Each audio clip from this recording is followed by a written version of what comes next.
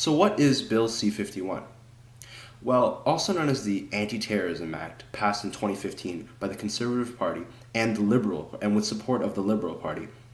This act has one main purpose, which is primarily to expand the powers of CSIS and allow them to disrupt terror plots, make it easier for police to limit the movement of suspects, expand no-fly list powers, crack down terrorist propaganda, and remove barriers to sharing security-related information.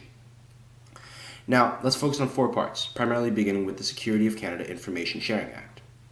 This act would allow government institutions to share information with one another, for example, with the CSIS. And this would all happen without the use of a warrant or a court order. The second part of this act to focus on is the Secure Air Travel Act.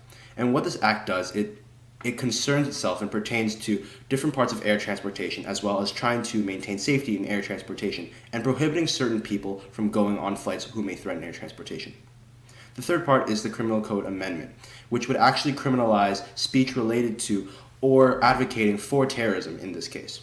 And finally, the Canadian Security Intelligence Service Act would actually broaden and expand the mandate of the Canadian Security Intelligence Service to allow it to better perform activities around the world as well as within Canada itself, conducting activities with judicial approval. So what are some potential issues to this? Amnesty International raises the issue that because of the broad and vague wording, it could be used potentially to target environmental activists or protesters without a proper court permit or order. Additionally, from the Office of the Privacy Commissioner of Canada, Daniel Theron states that this act grants excessive power to government agencies and fails to protect safety as well as privacy of Canadians.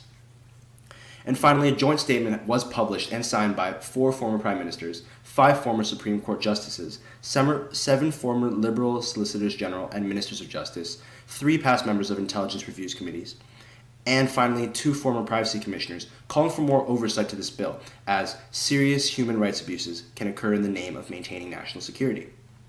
So thanks for watching this video. If you want to see any more cool ones like this, make sure to like and subscribe.